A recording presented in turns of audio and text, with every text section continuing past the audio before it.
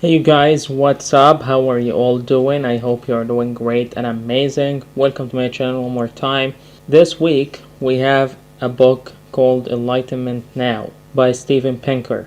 The Case for Reason, Science, Humanism, and Progress. This book is about society and tech, okay? So this is a quick read. It's not long, okay? It's a very quick read book, alright? It's a shortfall of knowledge of how best to solve our problems, says Steven Pinker. So let's see, let's dig into the book. I'm always excited to share these books with you guys every week, okay? And just to grow your mind and grow your vision in the future. So let's go and let's dig in. Enlightenment answers the question of why we are alive. Enlightenment, according to Immanuel Kant, a famous philosopher, is humankind's emergence from its self-incurred immaturity and its lazy, cowardly submission to the dogmas and formulas of religious or political authority. According to Kant, the foundational demands of enlightenment are freedom of thought and speech, and its motto is, "Dare to understand." We are expected to dare to understand science, morality, politics and more. This is the only way to move forward. There will always be problems, as failure is due to insufficient knowledge, and problems arise when knowledge does not suffice. The way forward is therefore a search for knowledge and attempting to understand. When someone fails at something, it is because they did not have enough knowledge on how to win.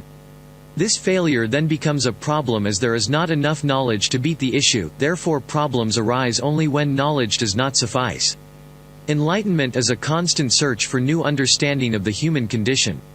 The four themes which are in it are reason, science, humanism and progress. Reason is the foremost theme as it implores us to apply reason to our understanding of the world, instead of simply going ahead with what has been generations of dogma, mysticism, divination, sacred texts, or authority. The author agrees with this theory, believing that the reason to live can be said to be enlightenment.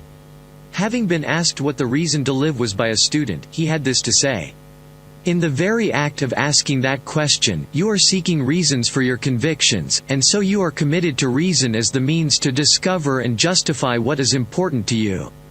And there are so many reasons to live. As a sentient being, you have the potential to flourish. You can refine your faculty of reason itself by learning and debating. You can seek explanations of the natural world through science, and insight into the human condition through the arts and humanities." Steven Pinker. As humans, enlightenment is the purpose of life. We are here to reason, to learn, to help each other flourish and to move forward. Entropy, evolution and information are the three keys necessary to understanding the human condition. Entropy is a disorder, and it is the first key to understanding the human condition. The second law of thermodynamics states that in an isolated system, entropy never decreases. A closed system will become less structured, less organized, less able to accomplish anything useful or interesting. They will ultimately slide into an equilibrium of dull, homogeneous monotony. This is the same way it affects humans. Our lives and happiness as humans are dependent on an infinitesimal sliver of orderly arrangements. Meanwhile, there are astronomical numbers of possibilities in the world. So when things change without human control, they are very likely to change for the worse and not the better. Thus one of the purposes for life is to use energy and knowledge to push back against the massive tide of natural entropy and make small pockets of beneficial order to live within. Evolution is the second key to understanding the human condition. For the longest time, Enlightenment thinkers were deists instead of atheists, as studies of everything around them showed what seemed to be meticulous design and building. Thus the thought of a god or a creating hand was necessary. However, Darwin and Wallace made the creator an unnecessary factor after proving evolution. Information is the third key. It differentiates orderly and structured systems from the many random and useless ones in natural existence. It is information that makes evolution possible. It is collected by a living thing during the course of its life, and it is what gets accumulated in the genome that transfers to the next cycle of life to reconfigure it to adapt to its surroundings. Information is one of the reasons for life. We live to learn, not just for things that we will use in the course of our lives, but for the next biological cycle after us. We are to be vessels of information for the life all around us and the life to come. Entropy, evolution and information are the concepts that define the narrative of our progress as humans. They show the natural tragedy we were born into and how we make a better existence for ourselves. We should be grateful for all our progress instead of ignoring them. There is still a lot that we don't know, a lot that we are yet to do, and a lot that we still fail at as a species, but in truth, humans have come a long way. The average intellectual truly hates progress. They like the fruits of progress, such as getting on a plane to go halfway around the world instead of getting on a horse or camel and traveling for weeks or months.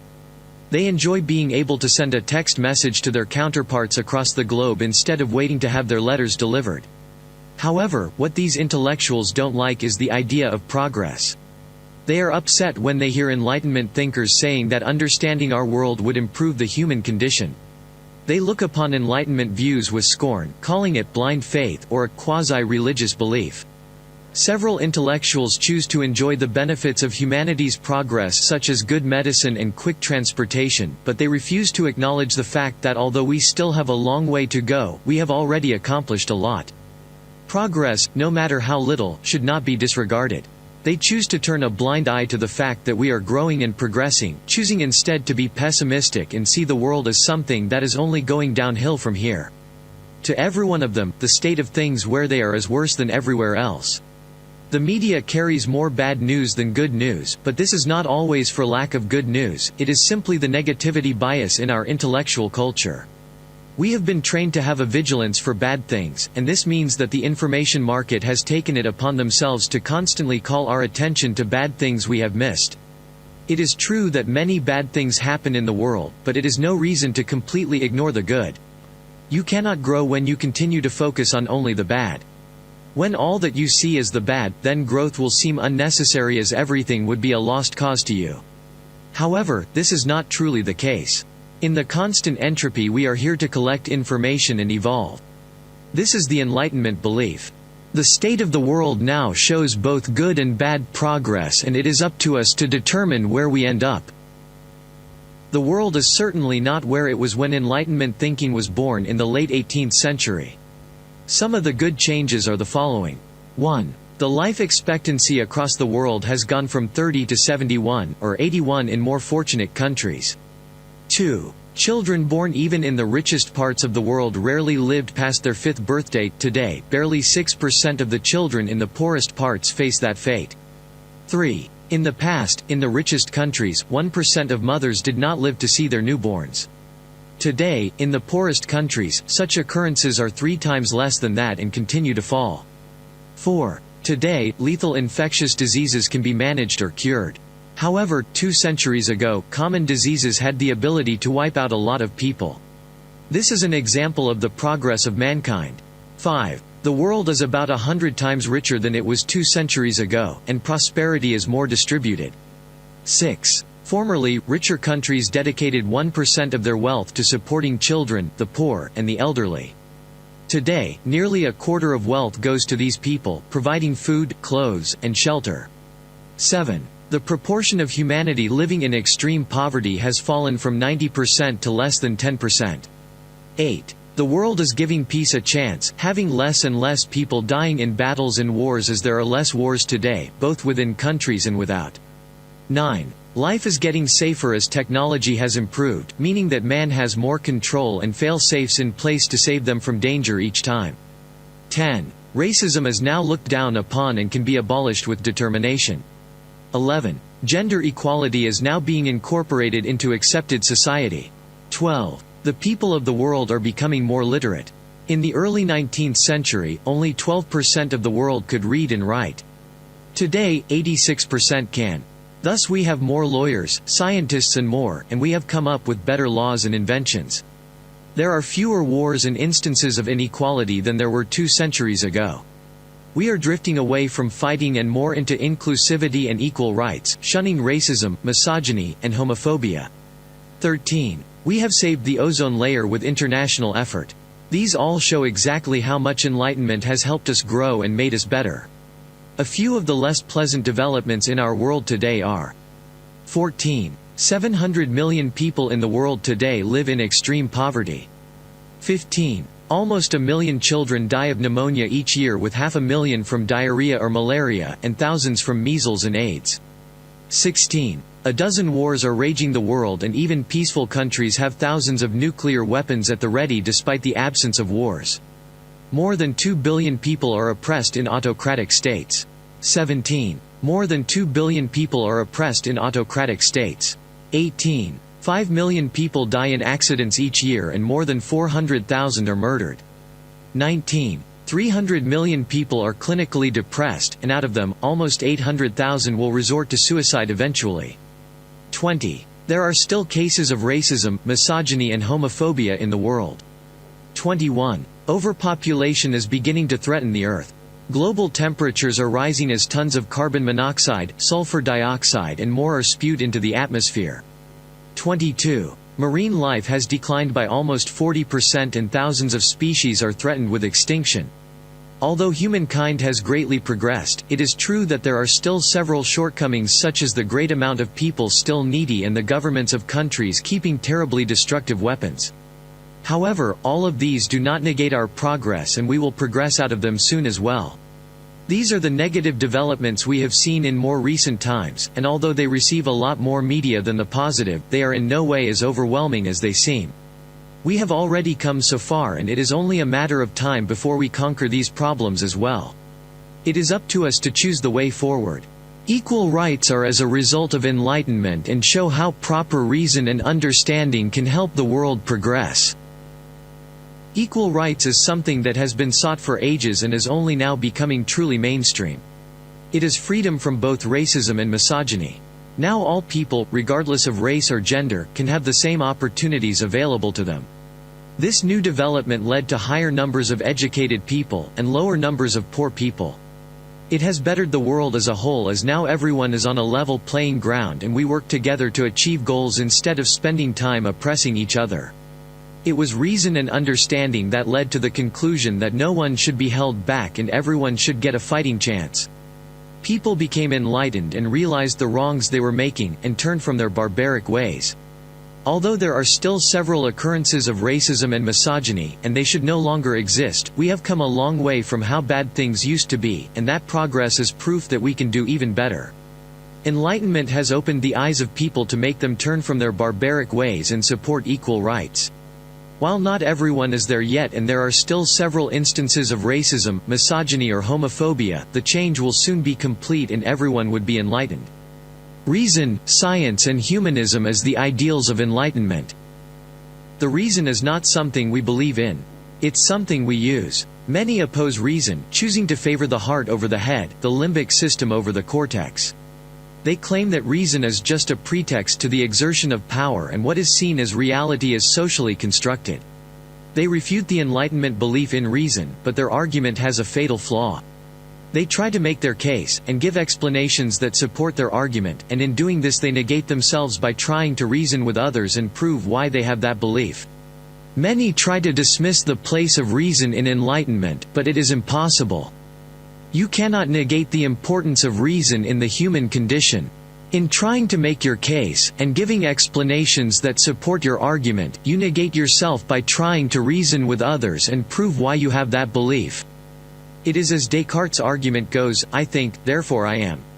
Just as the very fact that one is wondering whether one exists demonstrates that one exists, the very fact that one is appealing to reasons demonstrates that reason exists. Reason is the basis of all breakthroughs and change. It required people to think and figure out new ways to do things, or understand why the old ways were faulty. We must continue to fight for the Enlightenment ideal of finding reason and truth. This is what enables us to step back, consider our shortcomings, and find ways to work around them. Science is one of the proudest accomplishments of mankind. We have been able to explain the history of our universe, the forces that control it, what we are made of, how we came to be, and the machinations of our bodies and minds. We have been able to take apart, study, and understand. Although there is still a lot that we don't know yet, the levels of knowledge we have attained are astounding. We have also been so meticulous in our understanding, as our discovered principles are not crudely left as mere listings, but have been made with elegance, such as how gravity is the curvature of space-time, or how life depends on a molecule that carries information, directs metabolism and replicates itself. Science is one of the proudest accomplishments of mankind. We have been able to explain the history of our universe, the forces that control it, what we are made of, how we came to be, and the machinations of our bodies and minds. We have been able to take apart, study, and understand, and although we still have a long way to go, we are constantly growing in knowledge. For us, science is constantly growing. We continue to learn and fill in all of the spaces in our understanding. Science is the road to the truth which reason seeks. Science is where the tests are carried out and where conclusions are drawn. From those conclusions, we can reason out the answer to our problems. Science is the road to the truth which reason seeks. Science is where the tests are carried out and where conclusions are drawn. From those conclusions, we can reason out the answer to our problems. Science is the spirit of enlightenment. Humanism is the final ideal that ties everything together to form true enlightenment. Reason gave us thought, but there can also be bad thoughts. Science gave us understanding, but this understanding has allowed us to create some of the most terrible weapons. Progress is moving forward, but it does not specify on what path, good or bad.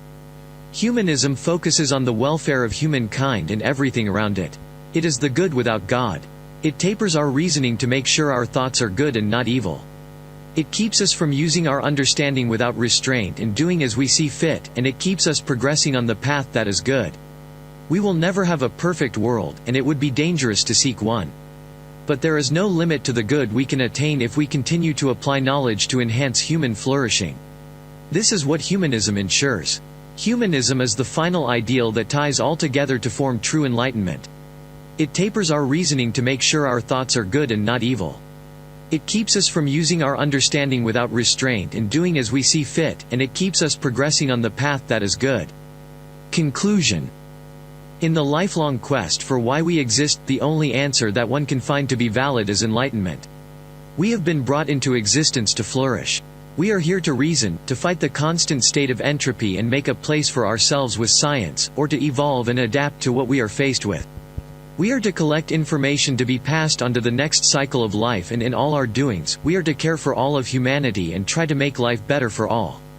Through everything that life throws at us, we must learn to be grateful for our progress, no matter how much still needs to be done.